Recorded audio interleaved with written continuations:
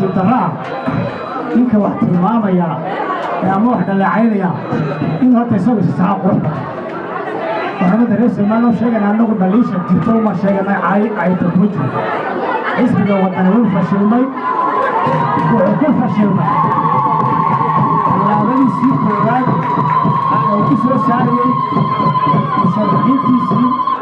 u tartamay doorashada soo socota ee madaxweynaha ku saaray si ugu fashilmay ni sheegay qarankan wuxuu sameeyay shuruuc muslimiin muddadana wuxuu awooday xukuumadda joognay markii hore golayaasha qaranku nin walba wixiisa xeerkiisa tirada golihiisa dhexe tirada golihiisa fuuta jeebkiisa gaaysanay inta lama ogeyn maanta gudoomiyaha wadani ahna gudoomiyaha golaha wakiilada xeerkuu sameeyey wuxuu qeexayaa in golo kasta ama xisbi kasta ama urur kastoo abuurmaayey wixii uu samaysto ee sharciga tira golaha dhexe tira golaha fuul in la geeyo hay'adaha sharcigu ayuu furay dhammaan saddexda xisbi qaranka soo baxay tirada golahooda dhexe iyo tirada golahooda fulinta iyo hoggaanadooda maaragtay kala sarreeya wuxuu yaallaa hay'adaha sharciga oo ka kow tahay guddiga diiwaangelinta oo laba ku tahay xeerlaanta oo saddex ku tahay maxkamadda sare oo afartiina komishinka doorashooyinka qaranka wuxuu ku fashilmay in tiradii u diiwaangashanayd ee sharciga ahayd oo aad u koobnayd oo 250 magaalada ugu sheegaya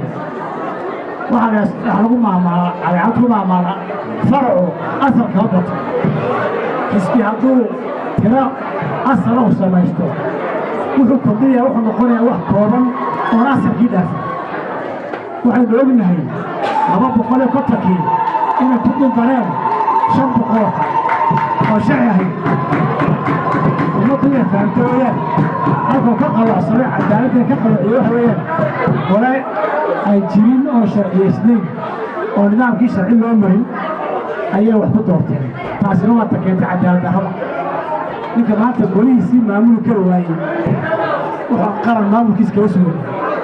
saaxiibadeeda kulmee ka caroodeen waxay yidhaahdeen rag baa loo afduuba xisbiga annaga xisbiga looma afduubine xisbiga kulmiye golihii dhexay sameeyeen u kalsoonaa waayeen inay doorashada ka qayb tahay waxa lagu dareemo ma jiro golihii dhexe ee 2012 uu kulmiye geeyay hay'adaha sharciga waxa lagu daray maalintii 2015 Noofambar doorashada dhacaysay qof laguma darin golihii sharciyeysnaa ayaa lagu kala baxo lagu doortay kaasay ka carareen afduubkii ay ku sheegeen kulmiye waxay maanta ka sameeyeen xisbiga u tegeen iyo maanta ka sameeyeen inay qolaasha daraaid oo dhexoo jirin oo sharci ahayn inay nina ku xumeeyaan ku dulmaan nina ku soo saaraan ninku maaha golada yaqaano oo sharciyeysa haddii laga badiyo ee maaha laakiinse in lagu dilo golaha laysku ogeyn taasaa sharci darraa markaa waxa weeyaan waxaa la saaxiibadaya